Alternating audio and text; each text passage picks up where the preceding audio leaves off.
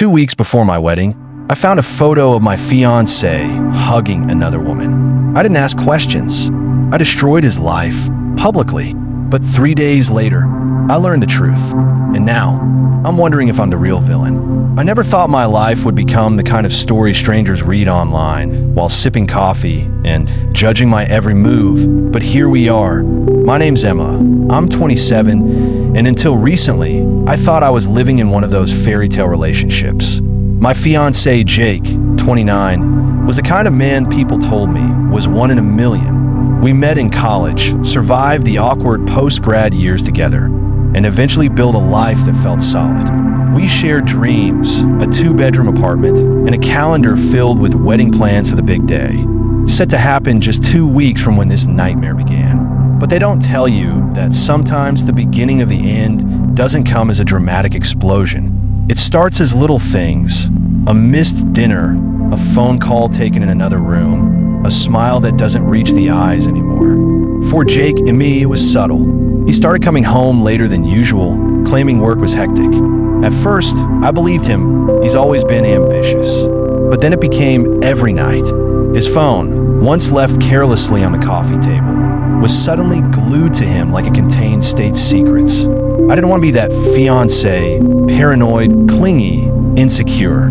So I swallowed my questions. But in the quiet hours when the apartment was too still and my mind was too loud, doubt began whispering in my ear. It was a Thursday evening when the first crack became a chasm. My best friend, Alicia, texted me a blurry photo she'd taken from across the street while leaving a bar. It was Jake standing outside a fancy restaurant, arms around a woman I didn't recognize. They weren't just a polite hug.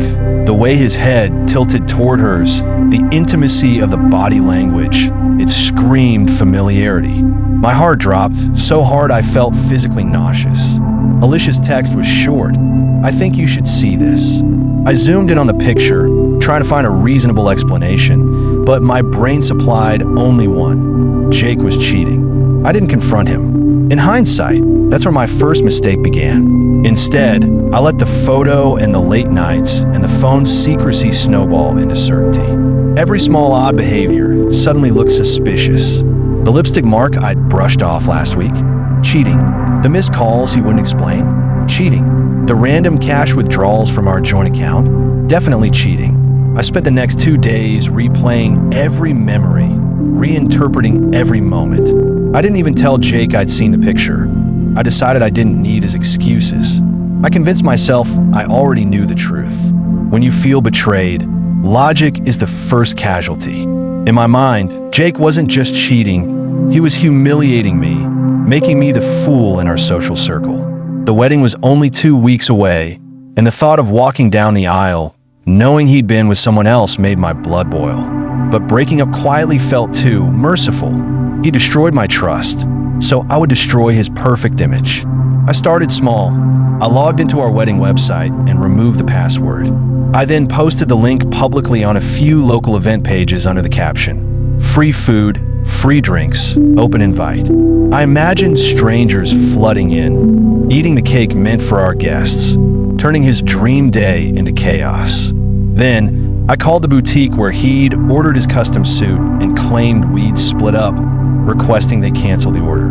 The thought of him showing up on the wedding day with nothing to wear was petty satisfaction. My last and most public act of revenge. I prepared a post for social media with the photo Alicia had sent me, accompanied by the caption, "Thanks for wasting 5 years of my life. Hope she was worth it." I scheduled it to go live at 11 a.m., the exact time the ceremony was supposed to start. When the day arrived, it was everything I'd envisioned, and nothing like I'd prepared myself for. At 11 a.m. sharp, my scheduled post went up. The reactions were immediate and vicious. Friends commented with shock and sympathy. Acquaintances sent me private messages telling me I'd done the right thing. The photo was shared, and soon it seemed like everyone in our extended network knew that Jake had allegedly cheated.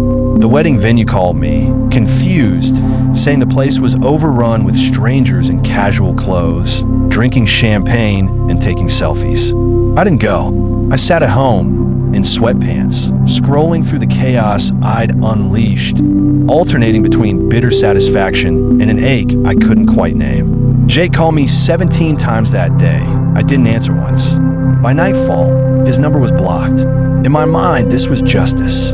I wasn't crying over him. I was standing up for myself. Or at least, that's what I told myself.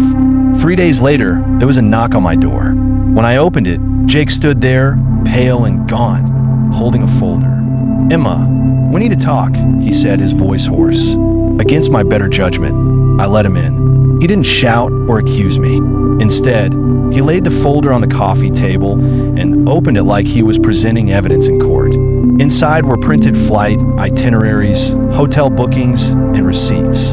The woman in the photo, his cousin, visiting from overseas.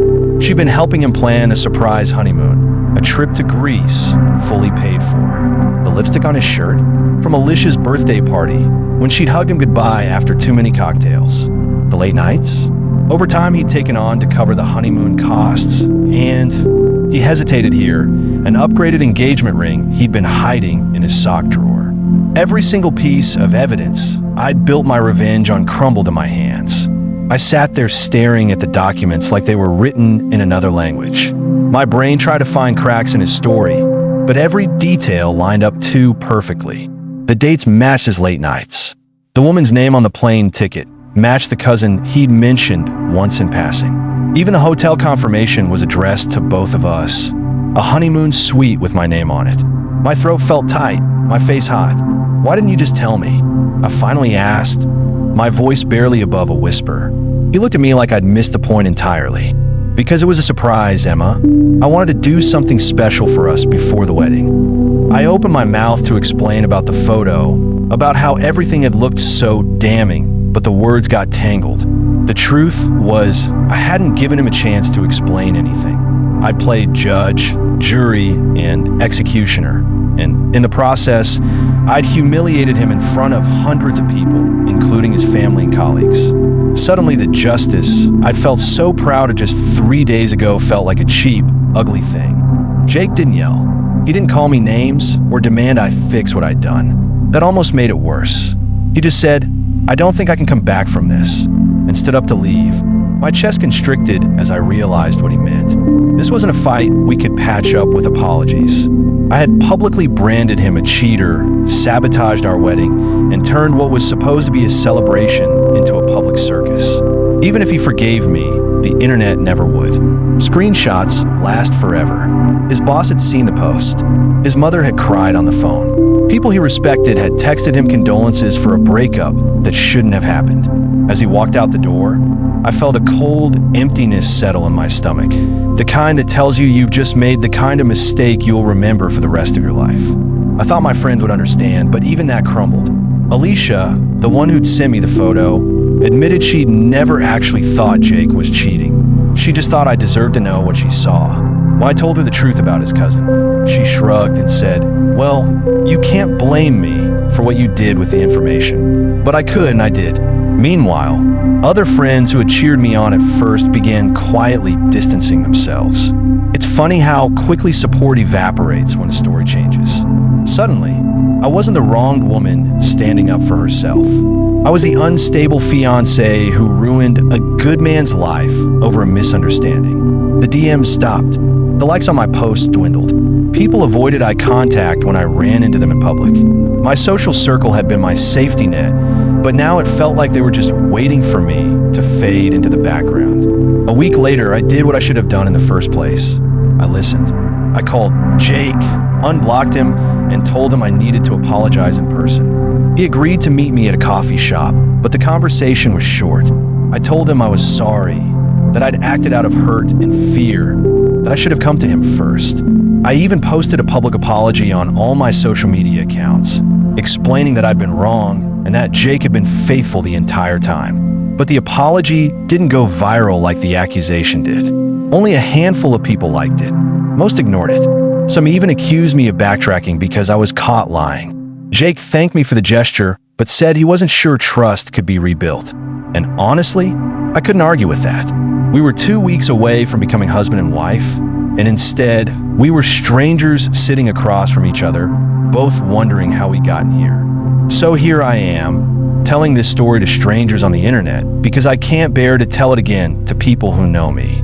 I thought I was the hero of my own narrative, the strong woman who refused to be cheated on. Instead, I might be the villain, the one who jumped to conclusions and burned everything down without checking if the house was actually on fire. My friends are divided. Some say any woman would have reacted the same way with proof like I had. Others say my revenge was wildly disproportionate, especially without giving Jake a chance to explain. Jake hasn't contacted me since that coffee shop meeting. Our wedding is canceled. The honeymoon tickets went unused. And I'm left wondering if I'm just the latest cautionary tale about why you should never let hurt make your decisions for you.